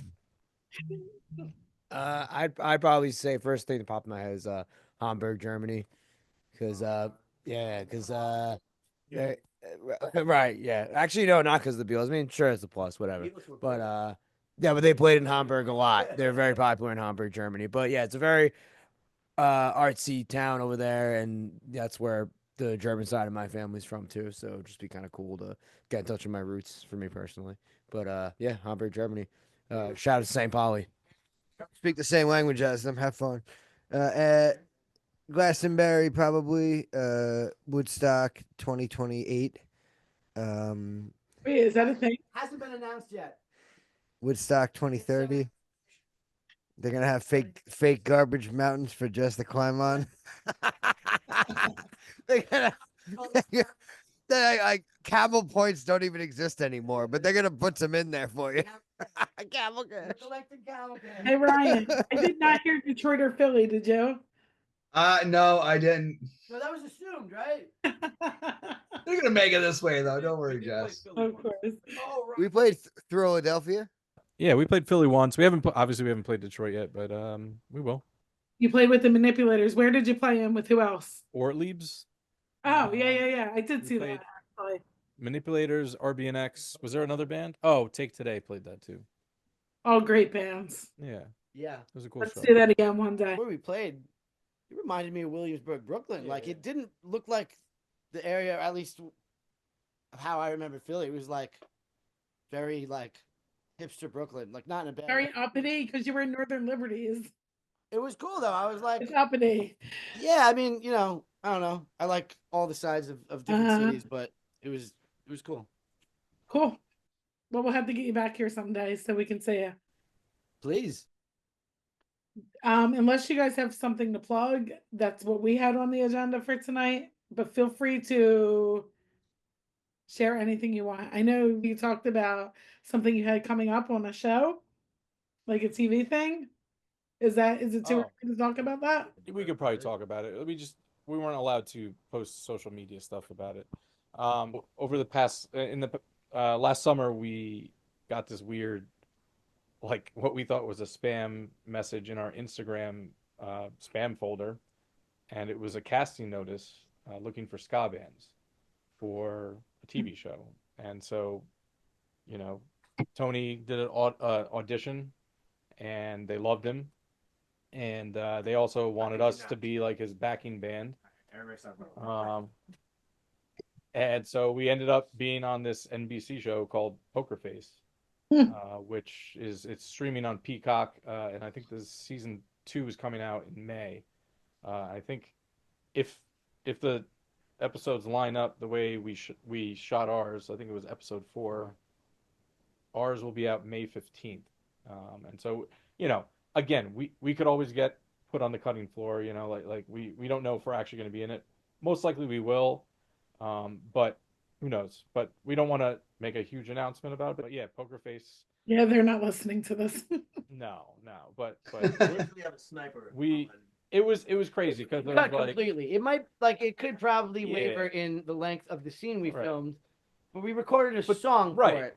That's cool. Before shooting, they had us go to this studio in Brooklyn when we recorded a specific song. They had us record. the most money anybody's ever invested in Skappository. Oh my goodness.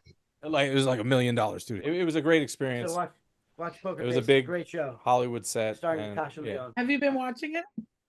As soon as we got involved with it and we realized this was really happening, we were like, "That's cool. We're gonna be in the." So we all like subscribed to Peacock and just like plowed through the season. It was a great show. That we all. That's not shared. true. That's It's fine. Peacock, if you're listening, we all had our own. It's I cool. still do. I still do. Yeah, I have my own too. You should watch Long Bright River if you haven't watched that yet. That's based in my neighborhood that I grew up in, Kensington and Philly. It's a pretty cool show. What Long service Grape. is that on? It's on Peacock. Oh hell yeah! That's why I brought it up. Because you all have subscriptions. Yeah. You're not trying to I pull only us a know. I sponsor or only anything, know. Jess? I only know. Kids No, It's for one absolutely reason. not.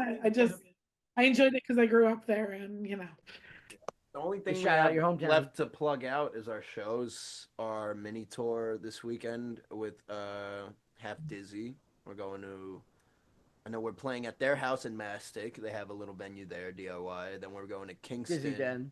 That's the Dizzy Den. Then Rally we're in the going Valley. Rally in the Valley, and then That's the last one. Union Vapors in Scranton. right, and then That's a Saturday, right? and What kind of then place is that? Union Vapor. It's a vape shop. It's a vape shop. They do. Yeah. They Playing a vape shop. playing with lunch trucks and Half Dizzy on that one. We're cool. playing every show this weekend with Half Dizzy. That's why we're doing a little. I love Half Dizzy. I've been trying to get them. They're great. I think I mentioned that already. Jess played on their that single. What is it called? Oh yeah, the Faceless. They did this Faceless. really cool, spooky. Yeah, I Halloween love that kinda one. song. They Yeah, got it's Vic cool. Majurio on it, which I didn't even know when they asked me to do Yeah, it. Did I freeze? And the song came out great. I love that song. it is great. I Actually- I have the split with the Boy Detective and Half Dizzy. Yeah. The remix is on that too, right? Because they had did like a DJ did like a kind of. Oh, I think you're right. I do think Yeah, you're right. yeah. But actually, that's a good idea. Now that we're And doing there's like a real glow in the things. dark one. I have that as well, but I That's put the it. one I got. I put that in a frame. It's hanging on my wall. High five! I got the. You're on my wall. Nice. The Boy Detective are our boys. We're actually bringing them here in May to play. Jay Philly. Navarro? Is Jay No, Navarro? not Jay Navarro. But they did a song with him. Okay, yeah, he was featured on Yeah, that song. they're a great band. They're gonna play the East Coast for the first time on May 17th. I might as well plug this at Bonks on Richmond Street. Bonks still closed, and they're playing with Joker's Republic, who has a new album about to drop.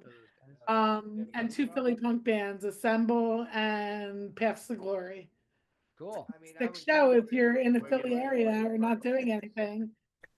That sounds awesome. Though. May 17th we're playing. That's Yeah, Friday it's like they days. were The playing Toasters. with the Toasters. Yeah. And the Ska. Anyone out there? We have all sorts of social media. Go to our Instagram. We got very active with shows again. So That's exactly where Ryan was just about to go, I think, right? 100%. Tell him. Apparently, all you gotta do is look up Skappository on Instagram, Facebook, if you Bandcamp. Google Where else do I- Skappository, it's a two-step process. You Google Skappository, and then Google gives you a bunch of searches for suppositories. It says, "Did you mean Skappository?" And then you click on that, and then it's easy. Did you mean Skappository? But I've answered that wrong. I'm like, maybe I did. No, you can't. That's the algorithm. You always gotta go to us. Trying to think. Oh, we do have a show. Well, not Froggy Days with the Philly scene. Scofflaws, with the Toasters, with Spring Hill Jack. Yeah. That's always fun. Stop the Press is playing. I think I saw who else. Yeah. I saw a few bands on there. I forget who they are now. They play a lot. We're playing close to Philly on the Jersey Shore, down the shore, June 21st. That cheap. What shore? Forked River. Oh, yeah. As they say in down the shore. Where is this at? What venue? Cheeks DIY. Oh yeah, They're really cool. they're my boys. I know them. We met them The little girl and my kid run around together at shows all the time. Yeah. No, great people. Yeah. So, but that's Cool. June 21st. We'll look out for that.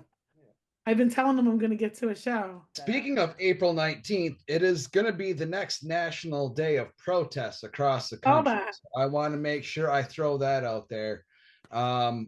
Last Saturday, there was over 5 million people that showed up to the over 1,200 protests that were going on across the country. Yep. So, I mean, personally, I think it's really important that we all make it out to as much of the stuff as possible, and we use our voice to try to fight for our rights that are under attack right now. I'm a little bit of a rabble rouser in organizing some of this stuff, so I try to make sure people are in the loop as far as everything that's going on. Well, you actually matter because you're in Michigan, whereas in New York, like it's just like a echo chamber here of liberals. But Michigan's obviously a swing state, so what you're doing out there is probably. But still, if you see Right. it happening all across everywhere. Yeah. I mean, New York streets were full last Saturday. I think I saw Every major I city. forget which avenue to which avenue. It was a lot. Yeah, it was awesome. I was happy with that turnout. And I love how Dropkick did a show in Boston. Like more bands should just go show up and play shows. And Fuck her.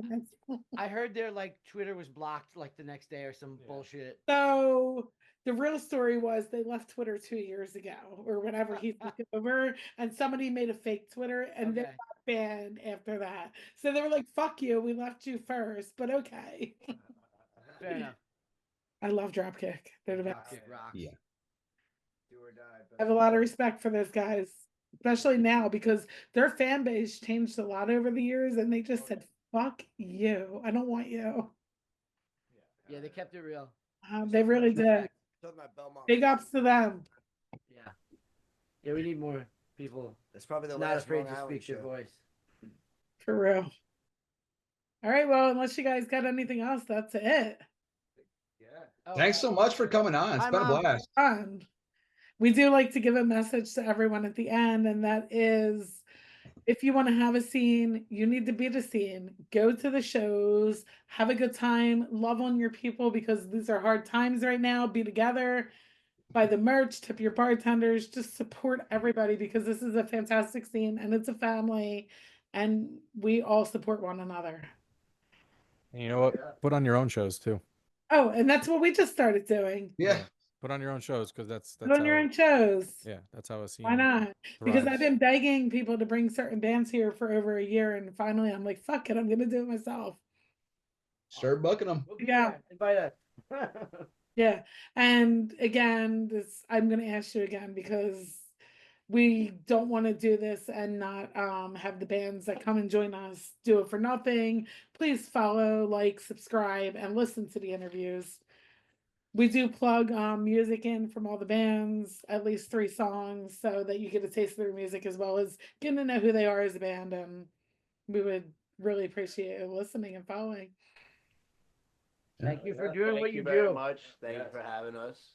Yep, we're going to catch you in Philly real soon. I just know it. Yeah. And maybe Detroit. Oh yeah. Yeah. Oh yeah. Or maybe even Mount Pleasant at the Broadway Theater. Yeah. All right, peace out. Later, guys. Good night. Thank you. Who's gonna show up to my funeral?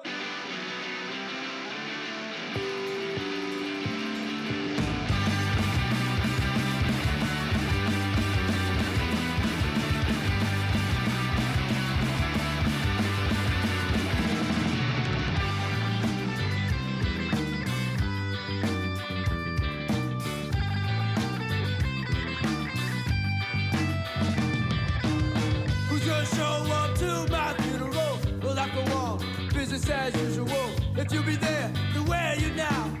What will you do when I'm in the ground? Who's gonna show up to my funeral?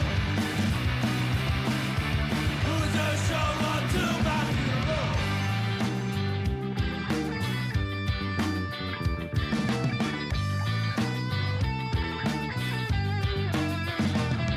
Never get to my parties, never get to my shows. But now you wanna see me when I'm down below. Where were you when I needed you the most? Before I turned into a fucking ghost. Who's gonna show up to my funeral? Who's gonna show up to my